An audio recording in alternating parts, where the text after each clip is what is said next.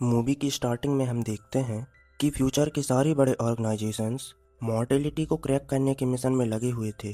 Future humans ने इस problem को सॉल्व करने 3 अलग अलग इन्वेंशंस किए हुए थे। साइबॉस यानी ह्यूमन प्लस रोबोट्स का मिक्सचर, सिंस यानी एआई पावर्ड एंड्रॉइड्स और हाइब्रिड्स, ऐसे रोबोट जिनमें एआई की जगह ह्यूमन कॉन्शियसनेस फीड की गई हो। जिस कॉरपोरेशन ने इस इमॉर्टलिटी की पहेली को सॉल्व कर दी, समझो दुनिया पर उसी कॉरपोरेशन का राज होगा। ये कहानी है साल 2120 की, यानी ओरिजिनल एलियन मूवी से 2 साल पहले की।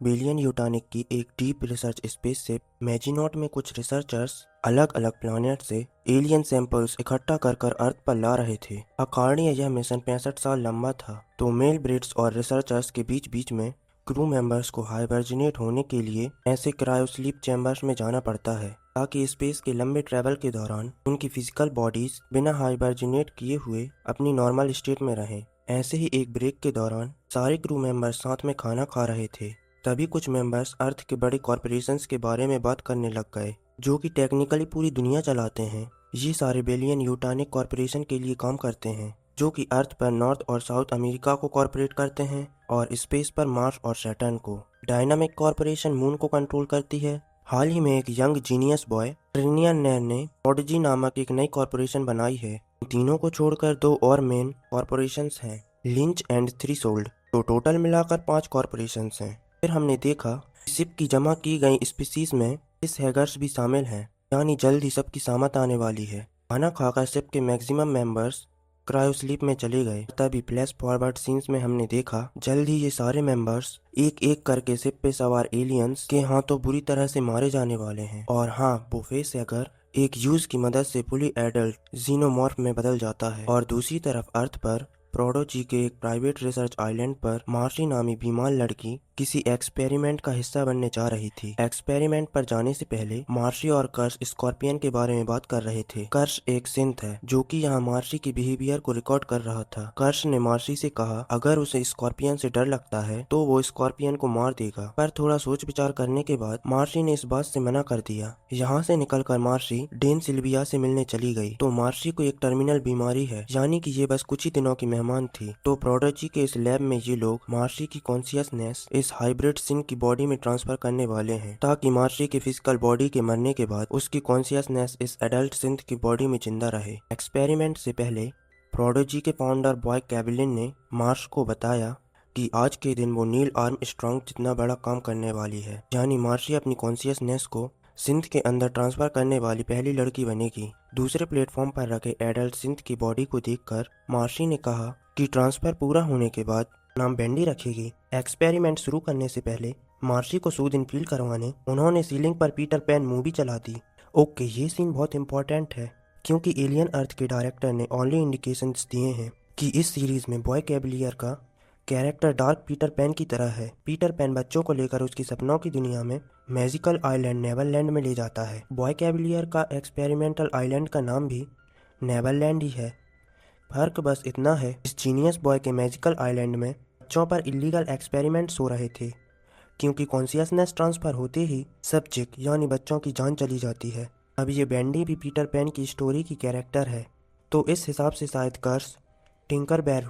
ओके, ये एक्सपेरिमेंट के लिए बच्चों को चूज करने का ही एक खास रीज़न है, क्योंकि अपेरेंटली इनका एक्सपेरिमेंट एडल्ट्स ब्रेन पर काम नहीं करता, इसलिए बच्चों का डेवलपिंग माइंड इस एक्सपेरिमेंट के लिए परफेक्ट है। Now back to the story. Bendy के बॉडी में कॉन्शियसनेस ट्रांसफर होते ही मार्शी ने दम तोड़ दिया। हाईली इंटेलिजेंट और पावरफुल बेंडी पहाड़ के किनारे बैठे हुए आइलैंड का मजा ले रही थी कि तभी डेन सिल्विया उसे बुलाने आ गई। फिर ऊपर से सुपर हीरो लैंडिंग करके बेंडी सुपर स्पीड में भागते हुए लैब की ओर चली गई। इस सिंडिकेट के बनाए हुए हाइब्रिड्स कुछ ज़्यादा ही पावरफुल हैं। कर्श और टिम से बात करते वक्त बेंडी ने उन्हें बताया कि उसे इस एडल्ट बॉडी में रहना काफ़ी अजीब लगता है, कि अंदर से बेंडी मार्शी अब भी बच्ची है, पर क्योंकि सिंथ की उम्र नहीं बढ़ती, प्रोडोजी उन्हें एडल्ट के फॉर्म में ही बनाते हैं। यहीं बेंडी को पता चला कि ये लोग जल्द ही और भी बच्चों को इस एक्सपेरिमेंट के लिए लाने वाले हैं, और उनके ट्रांसफॉर्मेशन के दौरान बेंडी को उनकी बड़ी बहन की तरह बनकर रहना होगा, कि वो नए आए हुए बच्चे एक्सपेरिमेंट से पहले डरे ना, और एक्सपेरिमेंट के बाद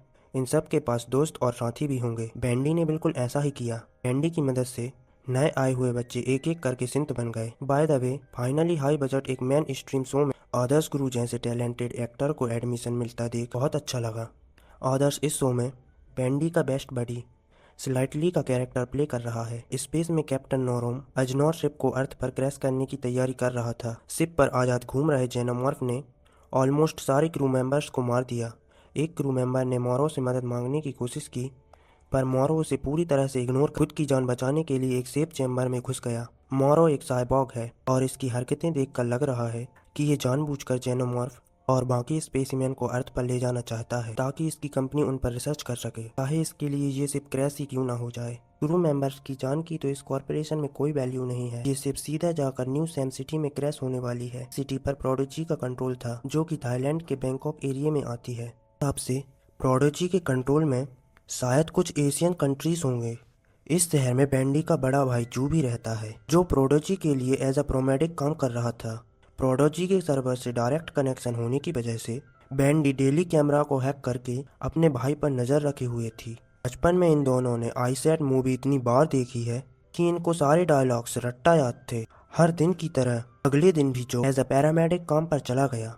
फिर देखते ही देखते इनके सामने मैजिनॉट शिप आकर क्रैश हो गई। फौरन अपने प्रोडोजी साथियों के साथ ड्यूटी पर चला गया। इस क्रैश में बहुत सारे लोगों की जान गई और बहुत सारे लोग अब भी बिल्डिंग की मलबे में लटके हुए थे। जो अपनी टीम के साथ बिल्डिंग में अंदर घुस गया। मैजिनल शिप इसी बिल्डिंग पर आकर क्रैश हुई थी, तो बिल्डिंग की तलाशी लेते हुए लोग सीधा शिप के अंदर चले गए और अपने सेफ चैम्बर से बाहर आते ही मोरो ने फौरन ही वेलन यूटानिक को मैसेज भेजकर हेल्प मांगी, क्योंकि उन्हें यहां आकर सारे स्पीसीज के सैंपल सेव करने होंगे, इंक्लूडिंग एक स्पेशल कार्गो। क्रैश की खबर देखते ही बैंडी ने फौरन ही सीसीटीवी कैमरा हैक करके पता लगाया उसका भाई भी उसी बिल्डिंग के अंदर है। बैंडी ने बॉय कैवलियर से रिक्वेस्ट की वो प्लीज उसे इस मिशन पर जाने के लिए परमिशन दे दे, इसी बहाने हाइब्रिड्स की एबिलिटी भी टेस्ट हो जाए। कर्श ने बॉयल को साफ साफ बता दिया कि बैंडी ये सब अपने भाई को बचाने के लिए कर रही है। ये सुनकर कैवलियर काफी हैरान रह गया, क्योंकि कॉन्शियस के ट्रांसफर होने के बावजूद बैंडी की ह्यूमन फीलिंग्स अब भी उसके अंदर इंटैक्ट थे,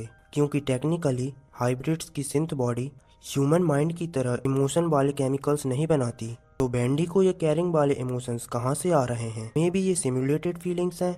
बैंडी ये बार बार इंसिस्ट कर रही थी कि अब भी वो एक ह्यूमन है, तो इसे प्रैक्टिकली टेस्ट करने के लिए उसने बैंडी और उसके कुछ साथियों को इस मिशन पर भेज दिया और इस मिशन को कर्श लीड करेगा। वैसे भी उसे बेलेनिक यूटानी के आने से पहले उनकी शिप और उनके अंदर मौजूद कार्गो पर कब्जा जो करना था।